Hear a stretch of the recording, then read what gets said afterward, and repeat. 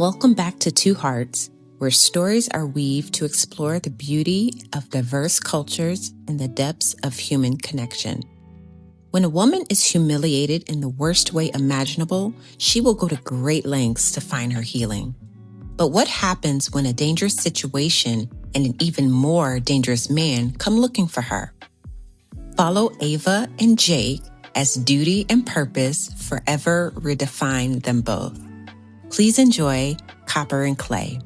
And as always, don't forget to like, comment, and subscribe so that more members of our community continue to find content like this. In the quiet of Meadow Grove, where the river whispered secrets to the wind, Ava Thompson's world was about to collide with a storm of passion and danger. She'd left the bustling streets of Chicago behind for a peaceful and necessary new start. Shattered by a betrayal that cut deeper than any knife, her heart had been mismanaged and broken by her would-be fiancé Daniel, who'd chosen ambition over love.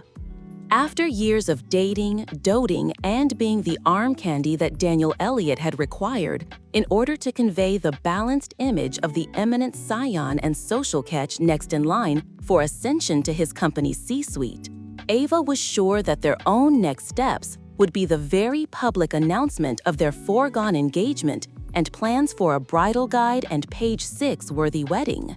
To her way of thinking, she was well-liked amongst his peers and colleagues, and they'd been on an array of Chicago's who's who lists, so it was only a matter of time before reflection became reality. To lend credence to her theory, when their dating had gotten more exclusive and serious, Daniel insisted that Ava start spending her time at his well-apportioned apartment in the city as opposed to her own place in Oak Park. As a ceramics artist in her spare time, she was initially hesitant and complained about not being able to take advantage of her studio membership if she moved in. But he'd simply converted one of his extra bedrooms to satisfy her little hobby. Over time, not only had the transition accommodated her craft, and been a significant and appreciated reduction in her daily commute to work, but it had also shown Ava how serious Daniel was about having her in his life.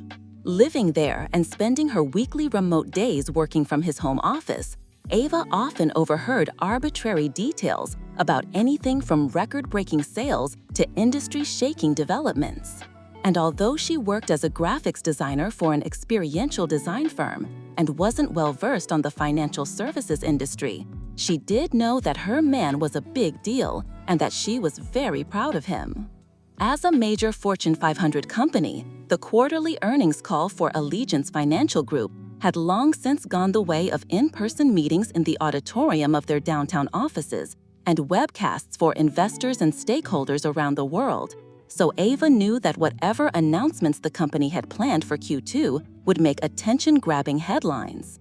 Daniel told her that due to a series of power plays over the last quarter, the live call would be made from the UK and simulcasted to the States. Since he'd been asked to attend the call from there, he was also pretty sure that all his hard work up to this point would culminate in the announcement of his promotion.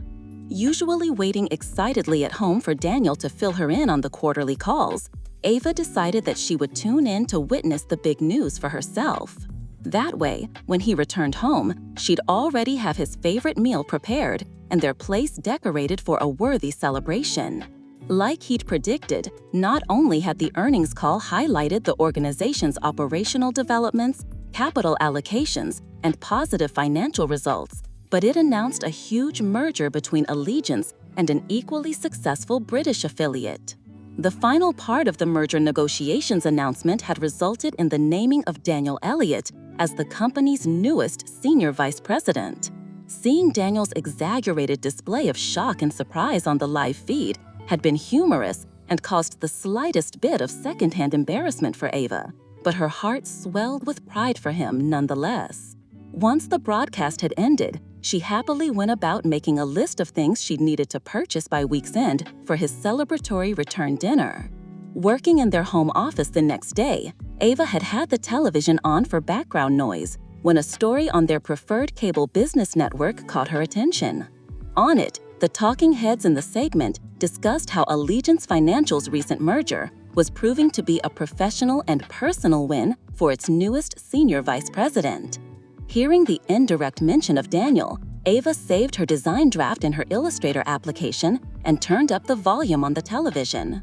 Displayed across the screen were several candid pictures of Daniel at some sort of highbrow event, him at dinner, and him donning a pair of shades out and about, all along a leggy blonde who either looked up at him adoringly or clasped his hand in each photo. The chyron on the lower third of the screen identified the woman as Felicia St. James. As Ava stood and made her way in front of the television, more details emerged. Daughter of Sir Mitchell St. James, President and CEO of Allegiance Financial's British affiliate, Crown Capital. Vice President of Asset Management.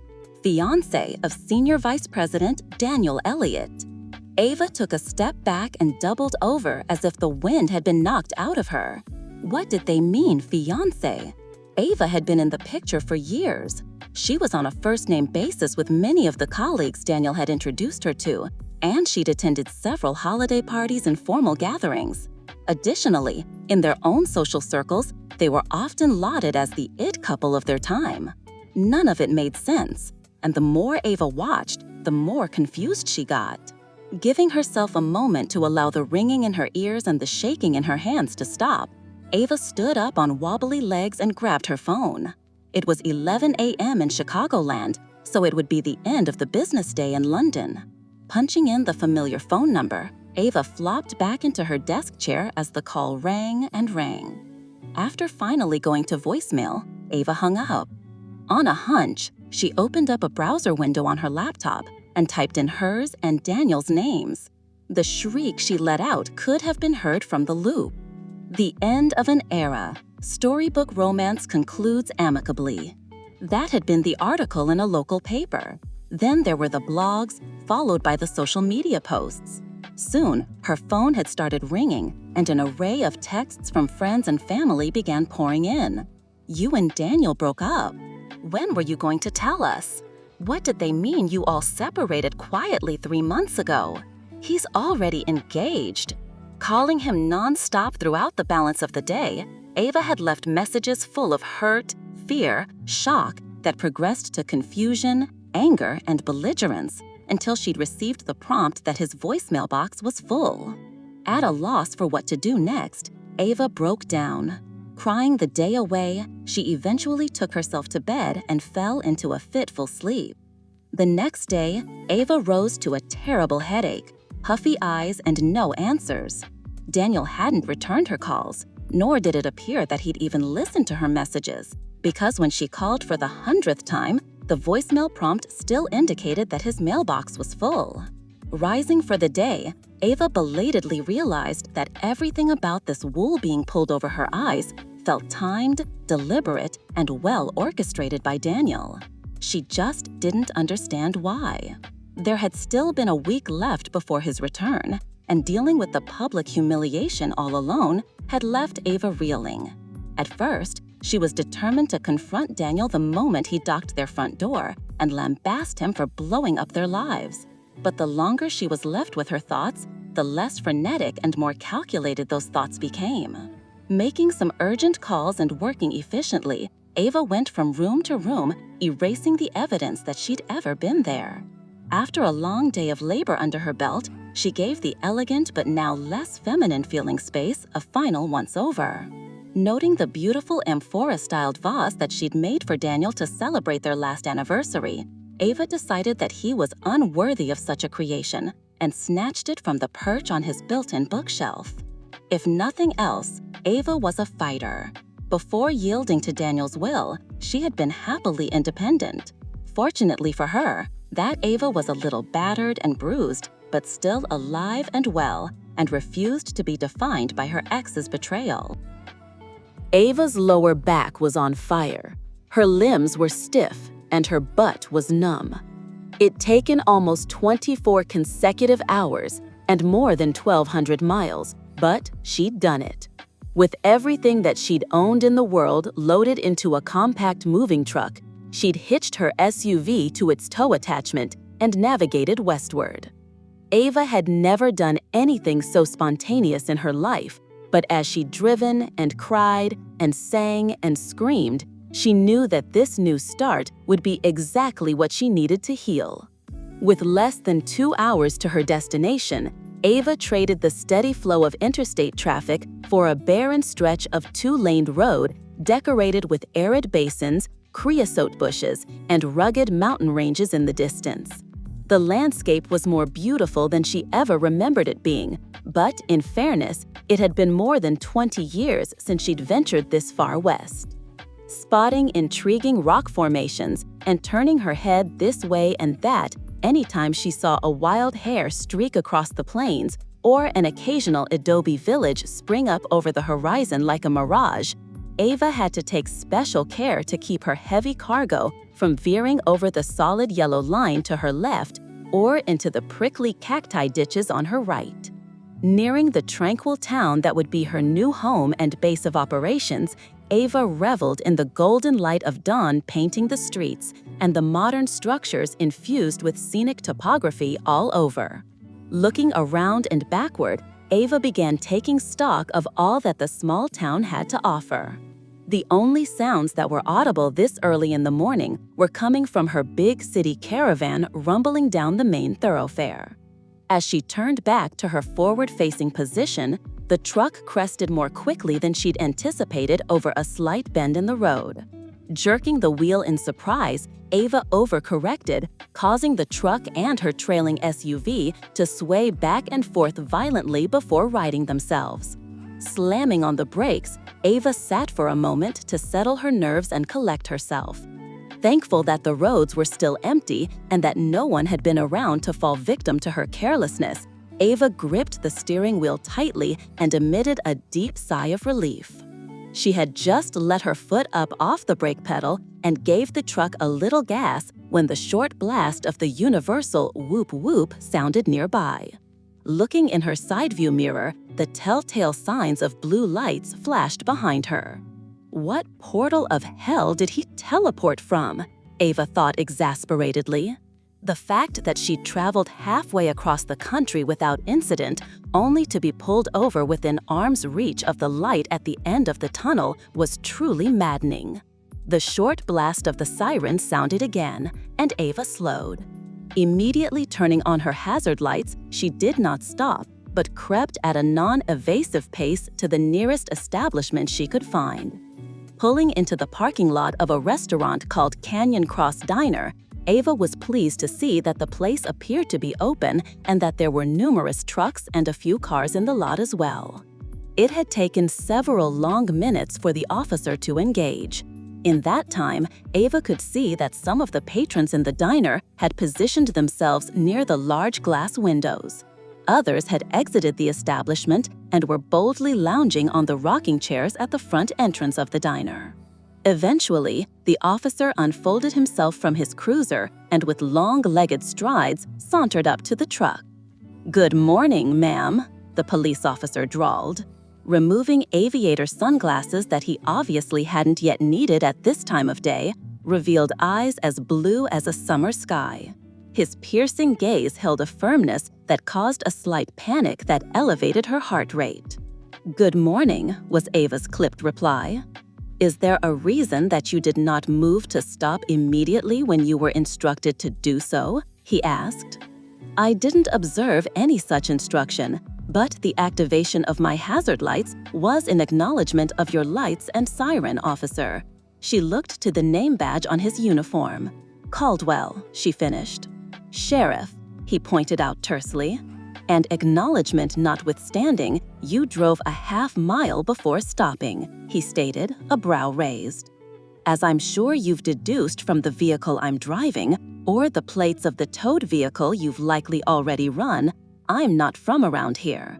Being unfamiliar with the area, I was simply trying to find a well-populated place to stop," she explained. "Why was that, ma'am?" Sheriff Caldwell asked. "For my safety," she replied honestly. "Your safety?" the cop repeated cynically. "Yes, sir," Ava confirmed. A tract of silence passed between the pair as they both regarded the other carefully.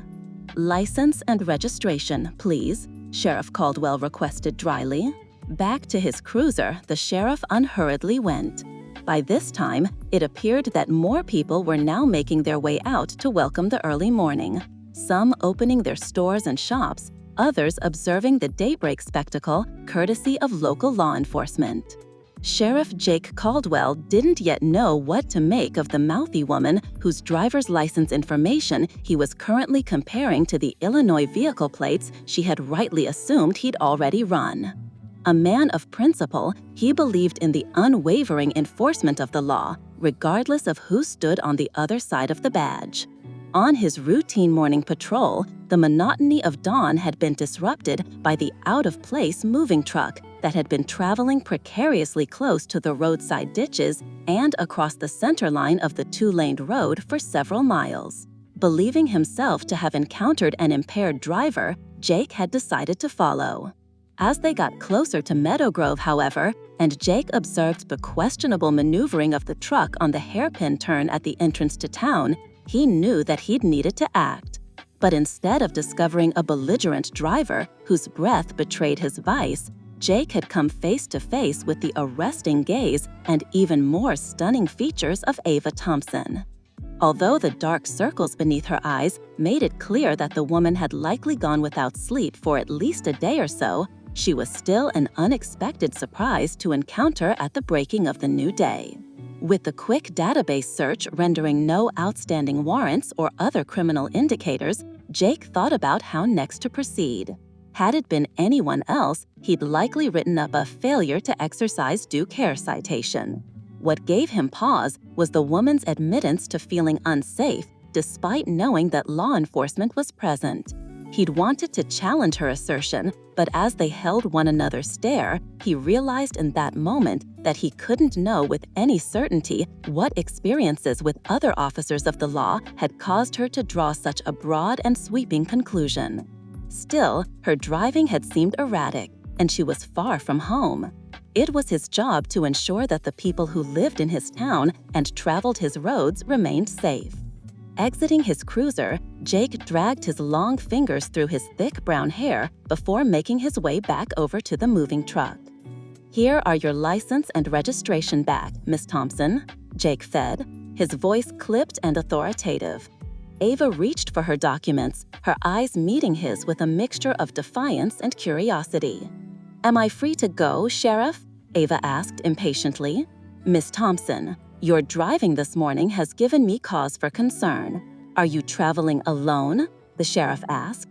Ava blinked in confusion before looking back up at the tall man. "Yes, sir. As you can see, there is no one here but me." She looked over at the passenger side of the truck's cab, then back at him as if he were dense. "And how about the cargo hold?" he continued. "Are you serious?" she asked exasperatedly. "Yes, ma'am." "If you'd like to waste your time and your little town's resources by obtaining a warrant to check, then be my guest," Ava challenged smartly. She was exhausted from the long drive and was taking out her anger on men universally thanks to her ex, so if this bumpkin cop wanted to be difficult, she would happily return the favor. "It may take a few hours since Judge Withers lives 2 towns over in Evercrest, but just sit tight and I'll get that warrant obtained," he stated dryly and turned to walk back to his vehicle. She'd had enough. "Hey!" Ava shouted. Snatching open the truck door, she jumped down from the cab and stomped toward the sheriff angrily. Hearing her footsteps, he spun on her so quickly she leapt back in surprise. "Ma'am," he shouted commandingly, and Ava instantly halted. "You need to go back to your truck and sit behind the wheel right now, or I will detain you and place you under arrest." The muscles in his neck were bunched, his eyes were sharp, and his right hand hovered lightly just over his holster. I... Ava's eyes went as wide as saucers, and although he hadn't commanded her to do so, she'd raised both hands high into the air. Reading the woman's fear as if it were the headline story on the morning paper, Jake slowly moved his hand away from his sidearm. Her eyes followed his every movement until he'd walked back to where she was standing. Her chest was rising and following rapidly, undoubtedly keeping pace with her escalated heart rate. And as soon as he'd noticed, he wished he hadn't. His entire interaction with this woman had been one distraction after another. And distractions in his line of work were dangerous. There has been a wave of illegal smugglings that we've seen increase over the past 3 months, he explained, as a way to de-escalate the tense situation. Slowly putting her hands down, Ava stared at Jake critically, then took a deep breath before responding. Of what? People. You mean like illegal immigration? She asked unconvincingly. Yes, ma'am, Jake confirmed. And you believe you have probable cause to search my vehicle? Based on what? She questioned. Like I said, you're erratic. Or could it be that the difference in my physical appearance raised those suspicions? She asked boldly for someone who was afraid just moments before of becoming a roadside statistic. What are you implying, Miss Thompson? The sheriff's voice was deceptively calm as he stepped forward into her personal space, crowding her just the slightest bit. Nothing any more outrageous than you implying that a black woman traveling southbound from Chicago is somehow smuggling illegal immigrants into the United States. Where from, Sheriff? Canada? Jake had to check the twitch at the corner of his mouth to keep from smirking at the outburst. Fear completely gone, the woman was all sass with her hands now planted on her shapely hips. He'd been about to respond when another police cruiser pulled up. Good morning, Sheriff. Both Deputy Will Mitchell and Officer Jason Parker greeted him after pulling over behind his car and walking up to the scene. Got a 10:20 for Canyon Cross. Figured it'd be a doozy before 8 a.m., the deputy noted. Due to the woman's impulsive outburst, Jake hadn't had the opportunity to call anything in yet. Looking over to the diner, he noticed that the onlookers had multiplied in a short period of time. Apparently, the townsfolk were creating the scuttlebutt. Just doing my due diligence, considering recent events, but Miss Thompson here would prefer the legal recourse, Jake stated high-handedly, and the 2 other officers moaned. No disrespect, ma'am, but you'll be here all day waiting on Judge Withers to make a determination. I hope you don't have anywhere to be, Deputy Mitchell explained. I do, actually, Ava said as she folded her arms across her chest. When the officer's stares lingered, she unfolded them. You see, that is what I tried to explain to you earlier, Miss Thompson. Now, if you'd have just let me do my… Fine, Ava relented. She would be late if she continued this back and forth with Barney Fife. Her body ached, she was tired of dealing with the pompous man, and she was sure that the arrival of the 2 other cops was doing very little to reduce her anxiety.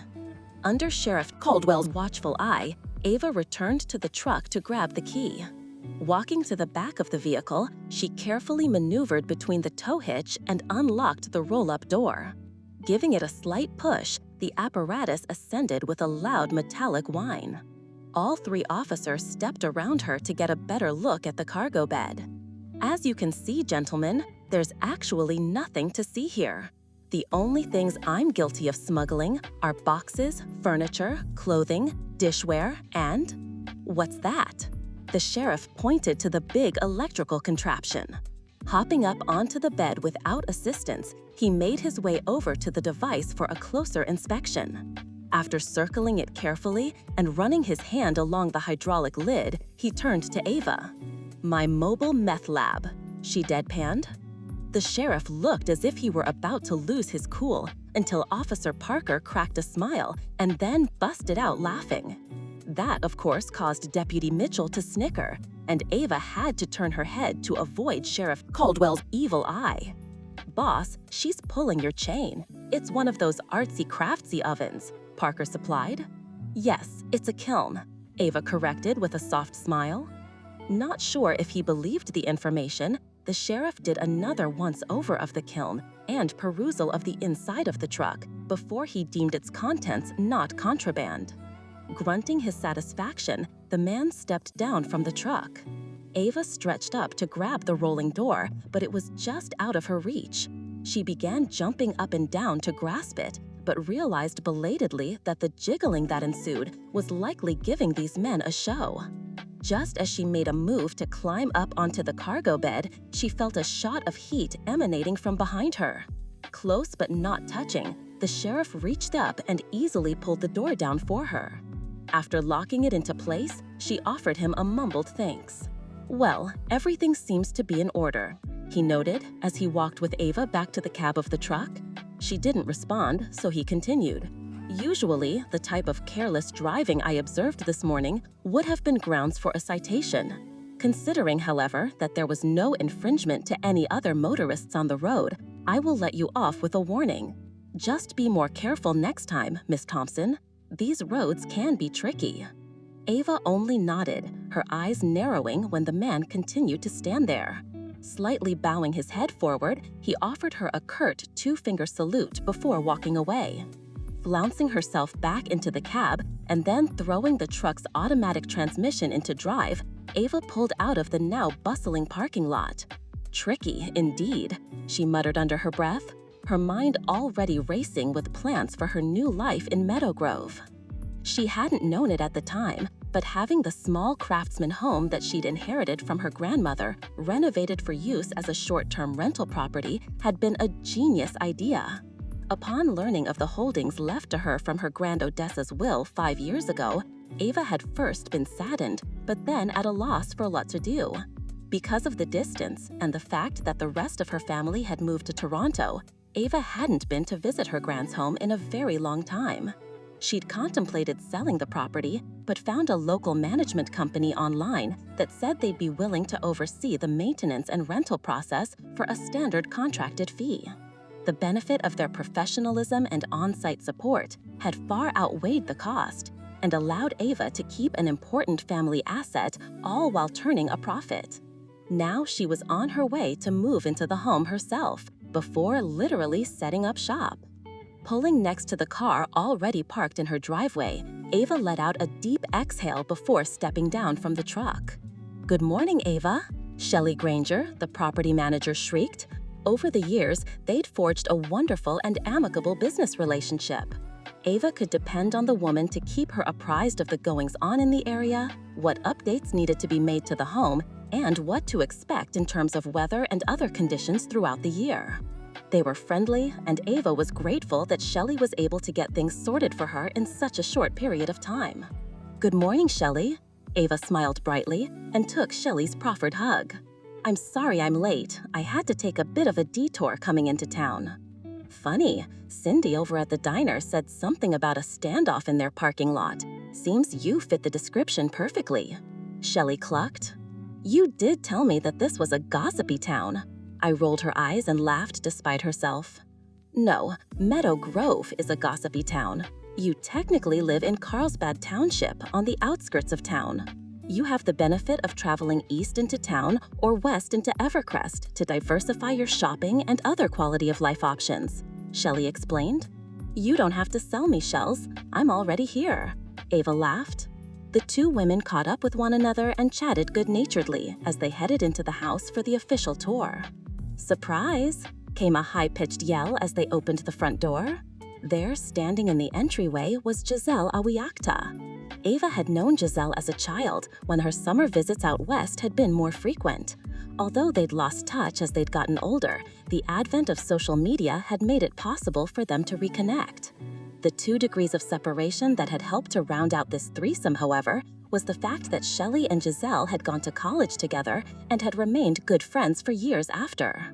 The awareness that she would not be lonely in her new town was a blessing that was not lost on Ava. "Well, get in here. We've got a lot to do," chirped as she drew Ava in for a hug and closed the door.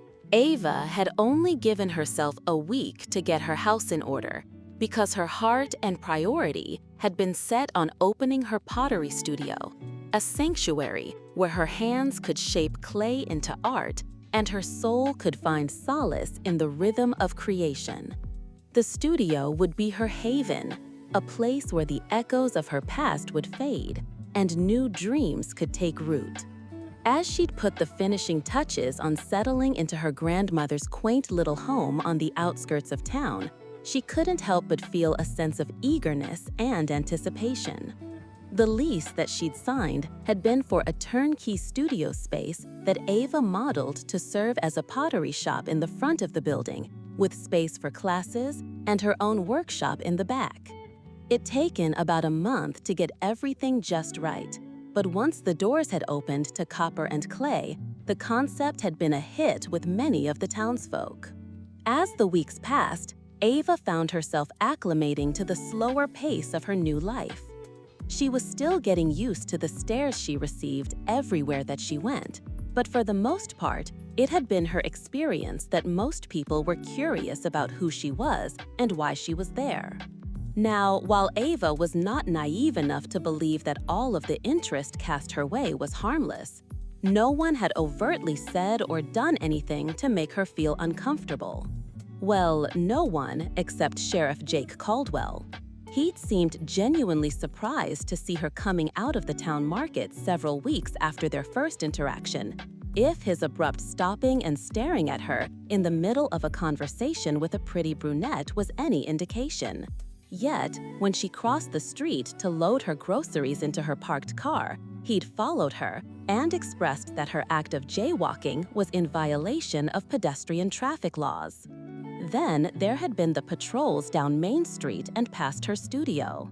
As Shelley had reminded her, due to her neutral proximity to both towns, Ava had had her choice of where to spend her time and resources. And while she did not live in Meadow Grove proper, she chose to spend lots of time there because that was where Copper and Clay, her baby. She'd seen the sheriff drive by on an especially busy day, and apparently he had seen her too. Because in a span of a week, they'd gone from having had 2 interactions ever to 2 a couple of times a week. When the girls came by her house for movie nights or just to hang out, she'd carefully mentioned her observation to them. The consensus, however, had been what an upstanding and by-the-book good guy that Jake Caldwell was. And if he was making his rounds on her end of Main Street, it was probably because he wanted to be a welcoming face to her as a newbie in Meadow Grove. Welcoming, profiling. Ava made the assessment in her head, but did not say it aloud. Instead, she took to heart the notion of being welcomed, while also making herself known to her new neighbors. Since she was still freelancing as a graphic designer to supplement her dream, she utilized her expensive hourly skills to create beautiful and imaginative flyers and coupons to invite the locals to her shop and studio. Dropping them off at the local cafe, salon, market, and other places where folks seemed to congregate had been a great strategy. In fact, she'd actually hit pay dirt with the move as nosy biddies, artistic stay-at-home moms, TikTok teens, and a few curious residents began making their way to her place of business with regularity. From there, it had been easier to embed herself into the symmetry of life in Meadow Grove, even going so far as to attend church with Shelley and Giselle. That was, of course, after they'd done their absolute best to shame her by expressing how disappointed Grand Odessa would have been that Ava was only just now outwardly exhibiting good Christian values. But despite their shenanigans, she had come to enjoy the weekly services, even if a certain lawman was always within view, staring and lurking. "Honky-tonk is where I draw the line," Ava had shrieked, as the girls literally dragged her out of the house on a balmy Saturday night. During their regular weekly check-in, they'd figured that she was just a little homesick, so they'd come over with barbecue plates, only to catch her clutching a blue and white Grecian-styled vase and scrolling through pictures of Daniel on her phone. The self-inflicted wound was the internet search history on her computer, where she'd gone down a rabbit hole of wedding registries, engagement photos, and paparazzi pictures of Daniel and Felicia. Having had enough of the wallowing over a guy who hadn't even offered her an explanation or an apology in months, Shelley and Giselle manhandled Ava into her bedroom, where they've aggressively made her over for a night out on the small town.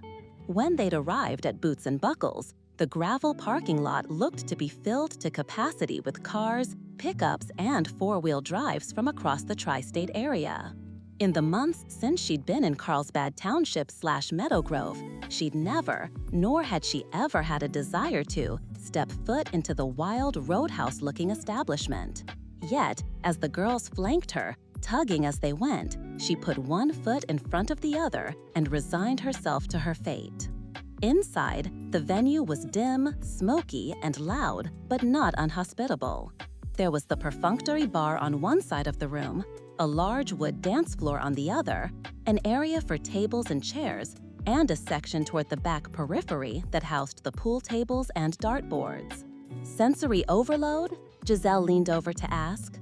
Although she'd stopped to make sure that Ava was okay, both she and Shelley were in their element and seemed to simultaneously activate their feminine wilds, causing men to stumble over themselves to get to them.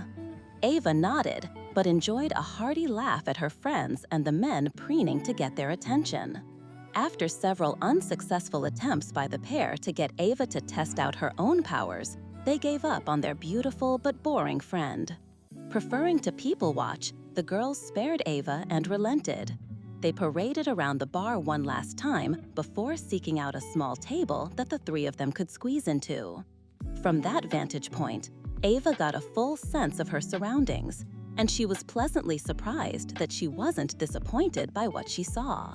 Like anywhere with music, gyrating, and pheromones, these people were just being people. Hands groped a little lower than what had been approved, bodies swayed both rhythmically and not so, and courageous shots were being taken everywhere she looked. But even as she made up storylines for some of the people she'd grown to know, and for some of the others whom she'd never seen before, Ava couldn't shake the feeling that she was being watched. Glancing subtly around her, she didn't see anything or anyone that should have given her pause, but she still couldn't dislodge the sensation of uneasiness. Shifting back around on her wooden stool, Ava met the questioning looks of Shelley and Giselle. "I'm fine," she assured. "I'm just gonna go get something to drink. Do you two want anything?" "Yes, we'll come too," Giselle smiled brightly. "But we'll lose our table," Ava pointed out. "Exactly," Shelley laughed, indicating that their time out had effectively expired. Moving from the tightly packed seating area, the ladies made their way past the dance floor and toward the bar. Of course, the gazes had followed, but since arriving in town several months ago, she'd gotten used to the unsought attention. "What'll it be, ladies?" the bartender asked as she smiled socially at the group. Each had been about to relay their order when a handsome man in a Stetson and noisy boots walked up and insisted that they could be added to his tab if the exotic beauty would grace him with a dance. All the women stilled at the antiquated and oblivious othering of Ava, but she brushed it off with a chuckle and the promise that if he left them alone, she'd add him to her tab. Before the frowning man could reply, the bustling crowd crowded around them. "I believe you already promised me this dance, Miss Thompson." The low drawl from Jake Caldwell rumbled from behind her as he grabbed and escorted Ava to the dance floor, not waiting for her acquiescence. "What are you doing, Sheriff?" Ava hissed as she looked up into Jake's glacial squint. "Everyone is staring at us." "Everyone has been staring since you walked in, Miss Thompson. The encounter at the bar just put things over the top," he explained. "I didn't even— You embarrassed one of the most pompous men in town in front of the denizen of Meadow Grove. Now I have to keep the peace." Jake continued to tug her along, sauntering across the bar clad in a white t-shirt stretched across his broad chest, a pair of sturdy denims, and obligatory cowboy boots. "You don't have to do anything. He's the one— Shut up and dance, please, Miss Thompson," he ground out. Jake knew that he'd be in for a very public fight with the curvy firebrand if her narrowed gaze and rigid posture were any indication. Still, he didn't let go of her elbow and instead doubled down by yanking her closer to his body. The dance floor was already quite full, but as the new dancers made their way to the hard surface, everyone seemed to make space to watch the spectacle unfold. And spectacle it was. Seeming to realize the microscope she was under, Ava peered around quickly before letting herself be led by Jake. Taking one of her hands into his and placing his other one firmly at the small of her back, he stepped lively, rocking and swaying her to the moderate tempo of the country song. At first, Jake had to do all of the guiding and directing because Ava was unfamiliar with the time, rhythm, and pace of the song and corresponding dance moves. Most folks around the pair were moving evenly, but still gave the spotlight to their beloved sheriff and his awkward dance partner. Closing her eyes, Ava attempted to feel her way through the music as she let Jake guide her to and fro. "What are you doing, Miss Thompson?" He'd leaned down to growl into her ear. It was apparent that he was looking down at her and wondering why she'd shut her eyes. Instead of answering, Ava continued to count internally before finally feeling confident enough to attempt following and then matching Jake's steps. Opening her eyes, she pressed her body tightly against Jake's to synchronize her hip roll with the one he'd just thrusted against her pelvis. His gaze immediately sharpened, but he didn't falter. As they danced, the hooting and hollering ratcheted up all around them. The heel pumps, pivots, and coaster and sailor steps were all clean, precise, and mesmerizingly executed by the pair. When they broke apart for the line dance element of their jig, the bar shook. For Jake to be such a large man, he was deceptively light on his feet, and his precise heel hitches and hip sways made it clear why there was always some woman up in his face whenever Ava saw him in town. Tonight, however, those women were green and scowling fiercely, but the majority of the boots and buckles patronship were insatiable and egging the two on. The sheriff certainly got his hands full. "Are you sure all she teaches is pottery classes? I think they just got me pregnant." The comments were being blurted out humorously and indiscriminately, but Ava was actually having too much fun to care. Peeking up at her dance partner, she found that although he was moving fluidly, his rigid stare never left her face. That unsettling gaze caught her so off guard that she hit a jazz box step instead of a step touch during her styling and lost her balance. Acting quickly, Jake spun her at the waist before dipping her low. Although he'd recovered nicely, she still would have hit the floor if not for him sliding on his knees to catch and cradle her in his lap. With the final guitar strum, the song ended and the decibels in the bar registered well off the scale.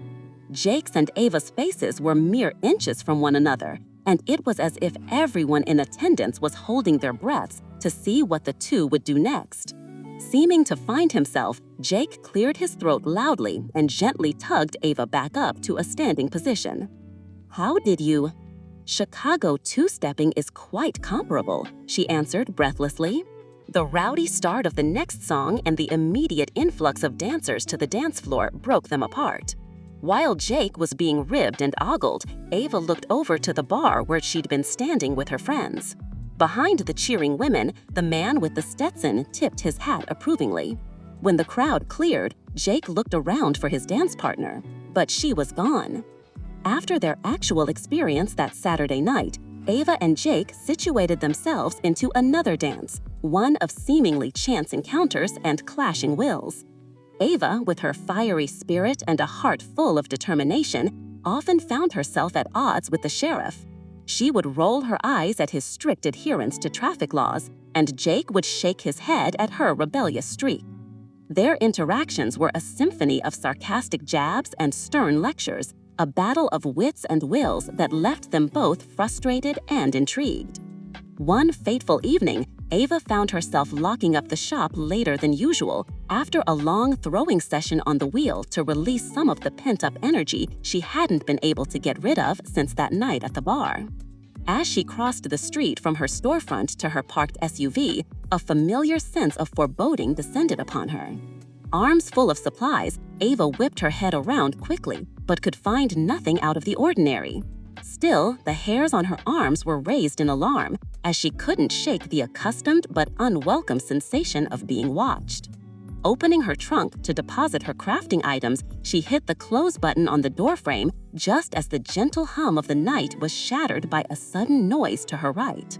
Although this quiet town was a far cry from Chicago, Ava still knew when to trust her instincts. Unsure of any immediate danger, but not willing to wait and find out, she ran from the back of the vehicle to her driver's side door. Before she could tug on the handle, a voice cut through the night like a blade. "Miss Thompson, what are you doing out here alone at this time of night?" Jake's commanding presence appeared from the shadows, his eyes scanning the darkness with a mix of concern and authority. Ava jumped, her hand flying to her chest. "Sheriff, you scared me. I was just heading home from the studio. Is everything okay?" Jake's gaze softened for a moment, but his expression remained stern. "Everything's fine, but it's not safe for you to be out here alone. Let me escort you home." Ava hesitated, her pride warring with her common sense. "I can take care of myself, you know." Jake's lips twitched into a slight smile. "I'm sure you can, but humor me. It's my job to keep the peace in this town, and that includes making sure our residents are safe." Steering his cruiser around behind her vehicle, Ava was immediately appreciative for his presence. As her rattled nerves subsided during her drive and the shadows of the night retreated, Ava began to see Jake in a new light. His stern demeanor was a mask, a shield. To guard what she was beginning to see was a kind heart that lay beneath. Arriving at her home a short time later, she thanked him sincerely, her voice soft with gratitude. And Jake felt a warmth spread through him, a feeling he couldn't quite name. In the days that followed, Ava and Jake found themselves drawn together, their paths intertwining like the vines of a wild rose. Like many in the town had predicted, they'd soon been spotted speaking openly out in public and sometimes taking a quick reprieve over shared stories and steaming cups of coffee in the middle of the day.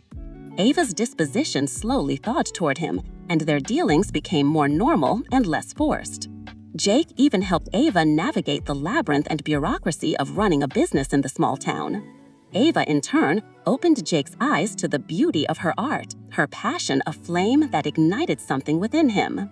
"Sheriff, have you ever thought about trying your hand at pottery?" Ava asked one evening. As opposed to a drive-by, he'd stopped into Copper and Clay on this day to check in on her.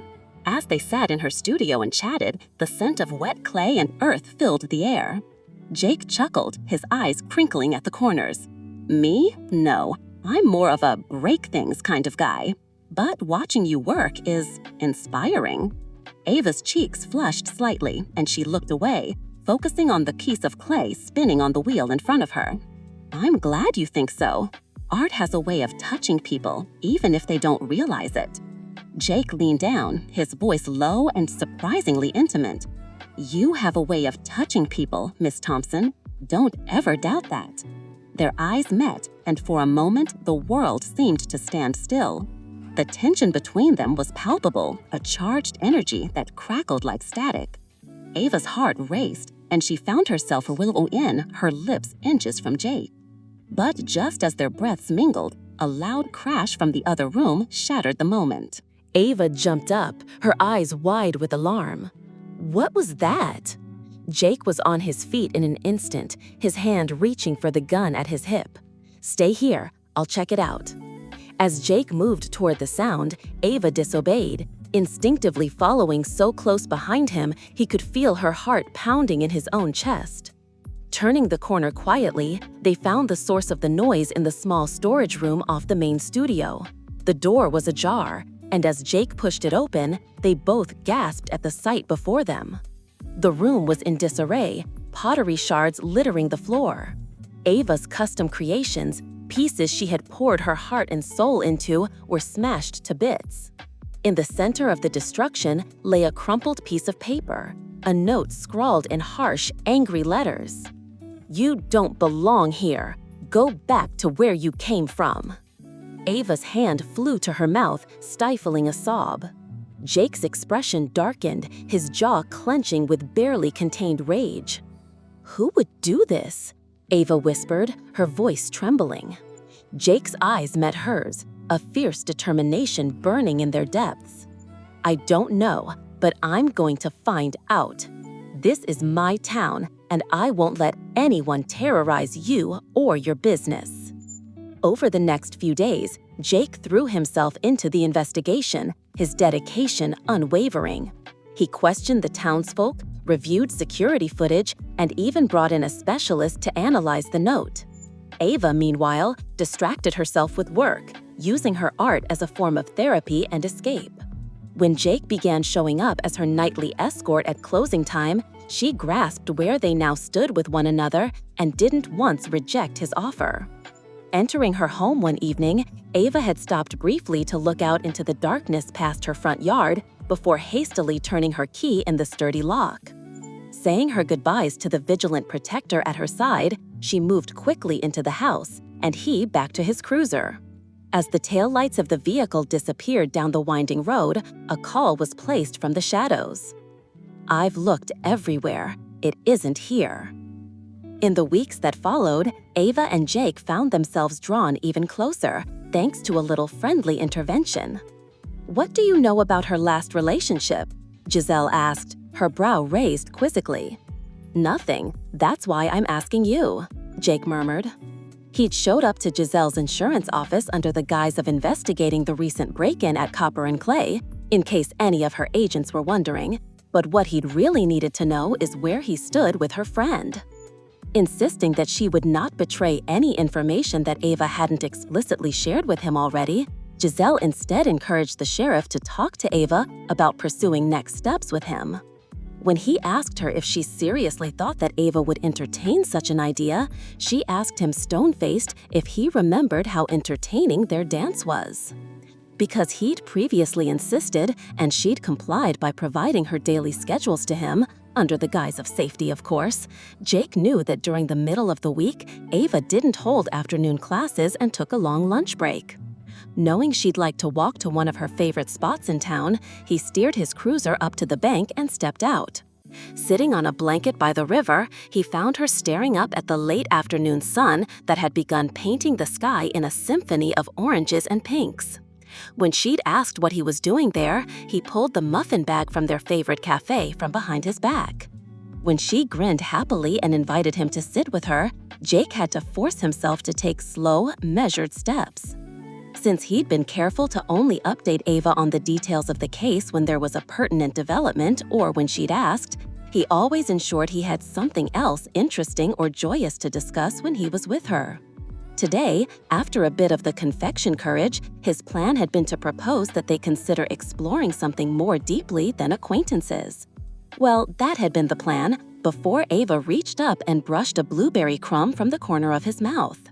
It wasn't so much that she'd done it that it caused Jake's breaths to shallow, but that she'd allowed her fingers to linger there while fearlessly holding his crystal gaze with her brown one. "What are we doing?" Jake murmured.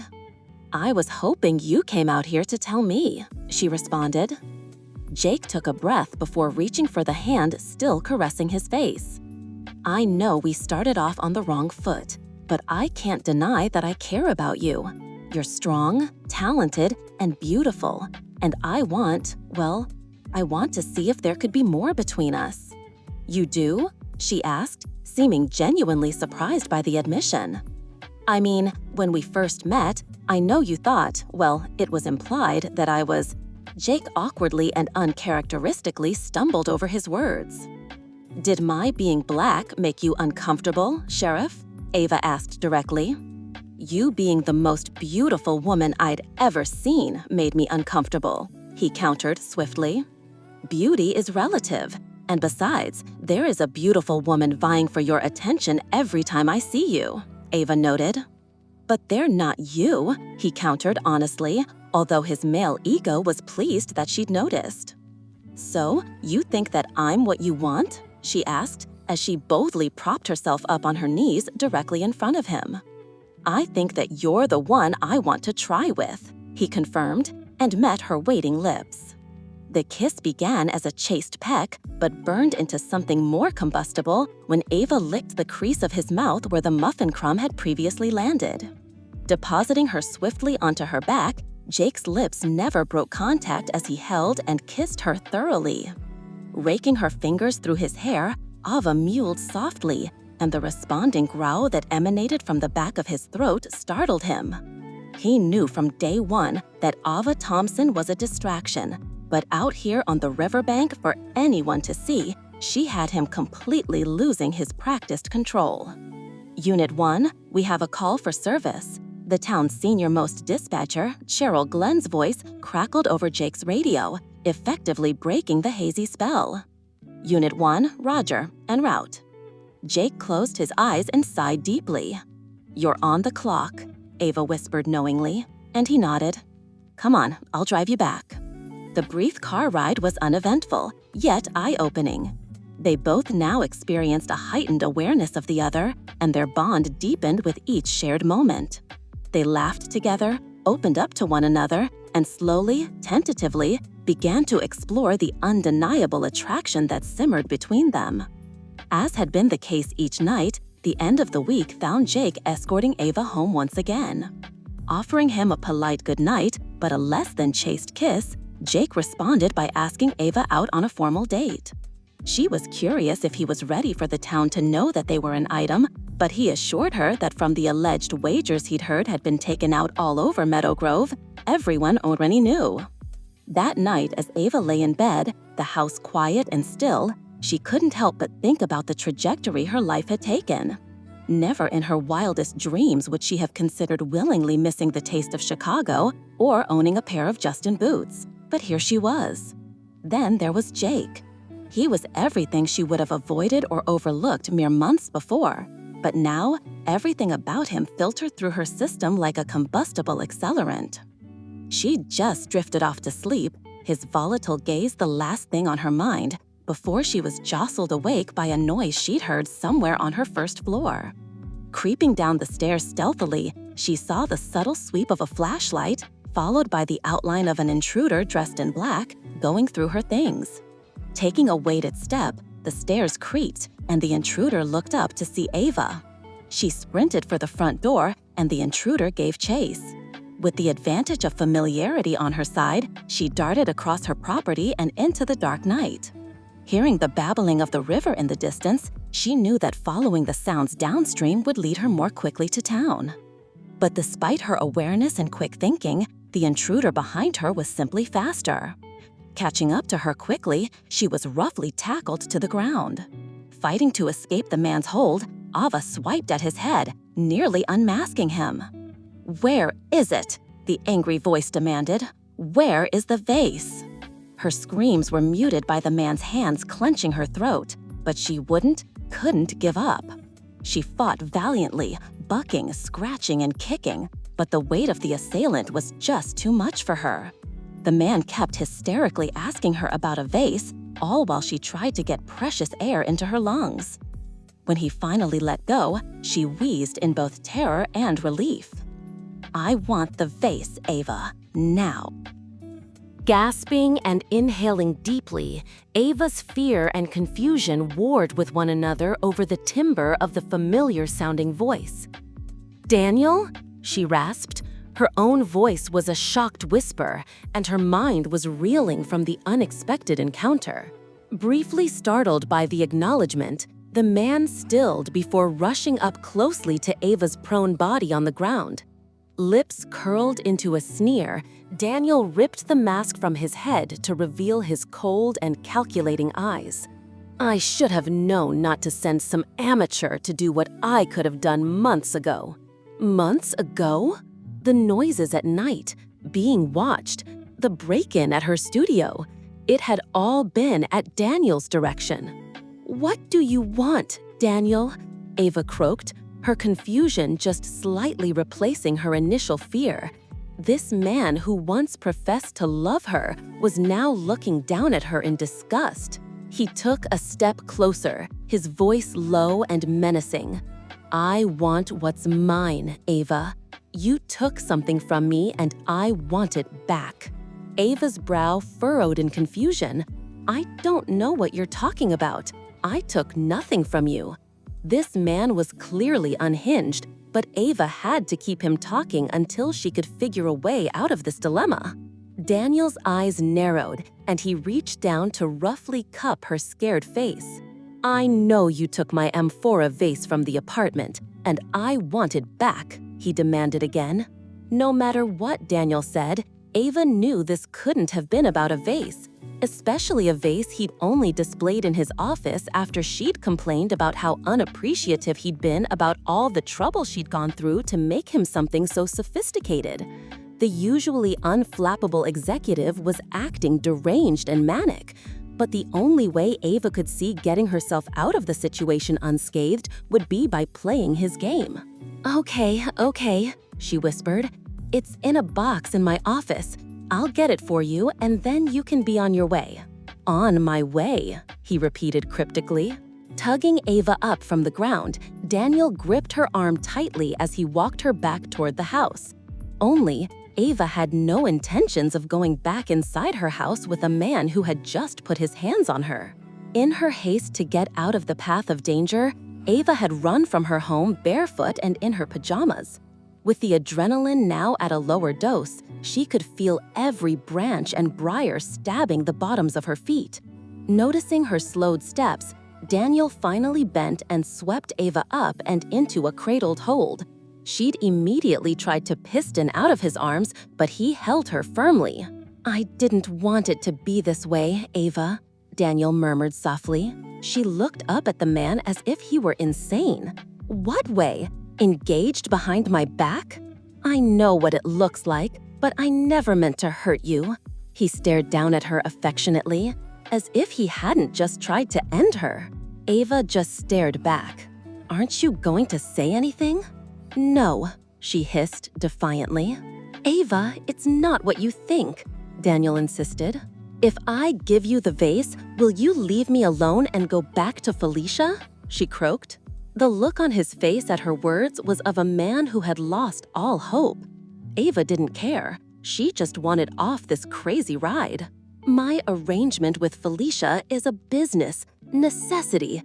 The truth is, I still love. Daniel couldn't even get the toxic confession out of his mouth before she angrily slapped him in the face with all the energy she could muster. Rocking on his heels, he lost his grip on Ava and went down on one knee. She immediately took off again, hoping to create enough distance between them so she could at least get to her phone, barricade her bedroom door, and call for help. But before Ava could make that plan a reality, Daniel reached out and clipped her foot. And this time, when she found herself disoriented on the ground, it was because she'd fallen backward, hitting her head on the edge of a stone paver in her yard. Daniel loomed over her instantly, no longer appearing as conflicted as before. Unfortunately, Ava's vision began to swim, and the effort to stay conscious was more than she could bear. With a tear streaming down her cheek, she realized regretfully that her last coherent thought would be of her past and not of her future. Just as she was about to fade, a loud crunch exploded across the quiet night. The sounds of heavy grunts and then the pummeling and the pounding of flesh ensued. The commotion vibrated and recoiled through the packed earth and hardened ground. But all Ava could do was float farther and farther away until she was encapsulated by white noise. Dispatch, Caldwell requesting a 1052 at Sagaro Drive and Palo Verde. Transport for a trauma victim to County General.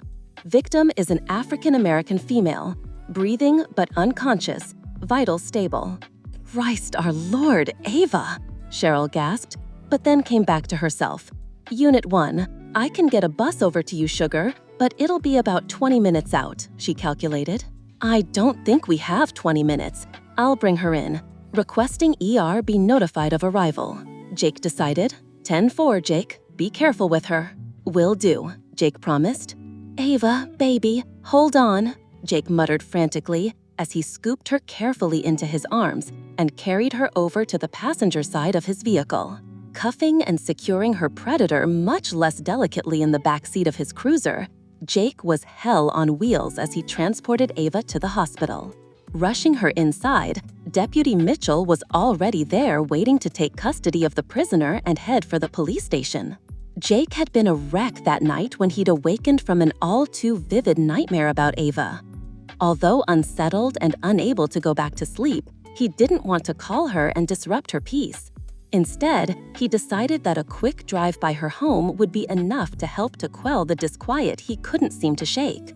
Except when he drove down her quiet street and saw her front door wide open, he knew he'd be a goner if he couldn't confirm that she was all right.